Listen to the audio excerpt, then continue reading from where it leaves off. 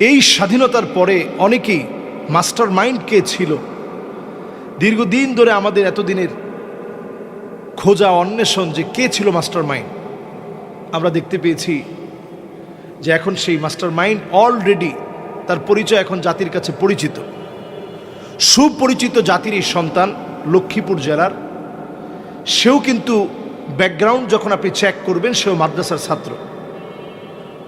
সে একসময় পরিচিত ছিল না, আল্লাহ তাআলা এই আন্দোলনের মধ্য দিয়ে তাকে পরিচিত করে দিয়েছেন। সমন্বয়ক যারা ছিল প্রত্যেকেই তার চিন্তা থেকে এই বৈষম্য বিরোধী ছাত্র আন্দোলনে ভূমিকা রেখেছে। তার নাম হচ্ছে মাহফুজ আলম উর্ফে মাহফুজ আব্দুল্লাহ। তাকে এতদিন ধরে খুঁজছে আমাদের দেশের প্রশাসন, সবাই কিন্তু শুধু একটা নাম, এই মাহফুজ আব্দুল্লাহকে এতদিন ধরে খুঁজছে। তার পড়াশোনাটা এত স্ট্রং ছিল, ঢাকা বিশ্ববিদ্যালয়ের আইন বিভাগের ছাত্র ছিল সে, আইন বিভাগের ছাত্র ছিল সে। তার পড়াশোনাটা এত স্ট্রং ছিল, তার গবেষণা এত স্ট্রং ছিল, সেই ব্রিটিশ বিরোধী আন্দোলন এবং ব্রিটিশদের বিভক্তির পরে আমরা যখন টুকরা টুকরা হয়ে যাই, সেই সময়ের আমাদের সামাজিক অবস্থা, রাজনৈতিক অবস্থা কি, এই সবগুলো নিয়ে সে গবেষণা চালায়। এবং তার এই গবেষণার ফলে রাজনৈতিক কূটকৌশল কখন কিভাবে পরিবর্তন হয়, এগুলো সব বিষয় সম্পর্কে তার জানা ছিল।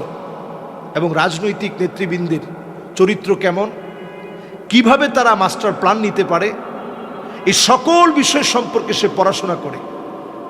দিনের পর দিন গবেষণা করার পর সে এই আন্দোলনটা, প্রথমে কোটা সংস্কার আন্দোলন নামে এই আন্দোলনটায় প্রথম সে সমন্বয়কারী যারা আছে তাদেরকে সামনের দিকে এগিয়ে দিয়ে একের পর এক কিভাবে আন্দোলন আসবে, আন্দোলন কিভাবে আরো চাঙ্গা হবে, সব প্ল্যান দিয়েছে সে পিছনে থেকে। এখন সে ব্যক্তিটাই প্রধান উপদেষ্টার সহকারী হবে। অনেকে তার যোগ্যতা নিয়ে প্রশ্ন তুলছেন, আমরা তার জন্য দোয়া করতে থাকি। এবং সে যেহেতু মাদ্রাসা ব্যাকগ্রাউন্ডের, আমরা তার জন্য সব সময় দোয়া করি, তার জন্য খেয়াল রাখি। তার এই কাজের মধ্য দিয়ে নতুন একটা সূর্য উদিত হয়েছে, বিজয় এসেছে, সবাই তাকে স্মরণ করছে। তাকে পরামর্শ দিয়ে তার পথটা যেন সহজ হয়, তার চিন্তাগুলো যেন আমাদের চিন্তা হয়ে এই জাতিকে সামনের দিকে এগিয়ে নিয়ে যায়। আসলে আমরা সবসময় বলি, যুগ জামানা পাল্টে দিতে চাই না অনেকজন, এক মানুষই আনতে পারে জাতির জাগরণ। আসলে এই জাতির জাগরণ আনার ক্ষেত্রে জেনারেশন জেড-এর একজন তাত্ত্বিক নেতা হচ্ছেন তিনি। আইন বিভাগের ছাত্র হলেও বিশ্ব রাজনীতি, সমাজ এবং রাষ্ট্র গঠন, মনোজগৎ নিয়ে তার প্রচুর পড়াশোনা ছিল। এবং এই পড়াশোনাগুলোর কারণেই কিভাবে এই জাতিকে নেতৃত্ব দিতে হবে, দীর্ঘদিন জুলুমের পরে উত্তরণের পথ আল্লাহ রাব্বুল আলামিনই দিয়েছেন। ওয়া মাকারু ওয়া মাকারাল্লাহ ওয়াল্লাহু খায়রুল মাকিরিন। তারা দীর্ঘদিন চক্রান্ত করেছে, সেই চক্রান্তের পর আল্লাহ তাআলাই বিজয় দিয়েছেন।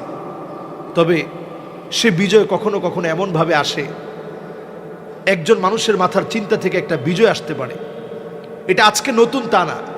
তাহরির স্কয়ারে হোসনে মুবারকের দীর্ঘদিনের জুলুমের পরে একজন মানুষের মাথায় প্রথম আন্দোলনের চিন্তা আসে এবং সেই সর্বপ্রথম আন্দোলনের ডাক দেয়। এবং দেখা যায় সেখানেও হোসনে মুবারকের মতো জুলম আর নির্যাতন যে চালিয়েছিল, এত বড় জালেম, সে টিকতে পারেনি।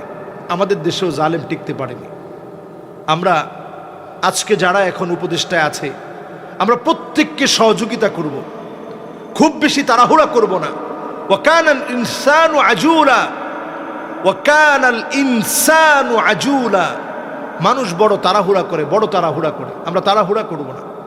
16টা বছর যারা জুলুম করেছে, 16 দিনও যদি আমরা সময় না দিই, যারা মানুষের উপরে দিনের পর দিন জুলুম করেছে, তাদের জুলুমের সাক্ষী এমন, জুলুম করার পর তারা একদিন টিকতে পারেনি। অথচ যাদেরকে জুলুম করলো দিনের পর দিন, তারা কিন্তু এই 17টা বছর তারা কিন্তু এই জুলুম সহ্য করে টিকেছিল ঠিকই। জালেমরা টিকতে পারে না। জালেমদেরকে আল্লাহ তাআলা তিলে তিলে নিঃশেষ করে দেন। ইন্না বাতশা রাব্বিকা লাশাদীদ, আল্লাহর ধরাটা বড় কঠিন, পাকড়াওটা বড় কঠিন।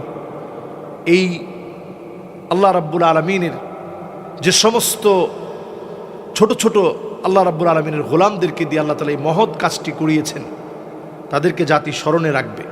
এজন্য আমরা কোনো সমালোচনা করব না, আমরা তাদের সঙ্গী হব, তাদের সঙ্গী হব, তাদেরকে সহযোগিতা করব, তাদের পাশে দাঁড়ানোর চেষ্টা করব, এবং আমরা তাড়াহুড়া করব না। আসসালামু আলাইকুম ওয়া রাহমাতুল্লাহি ওয়া বারাকাতুহু।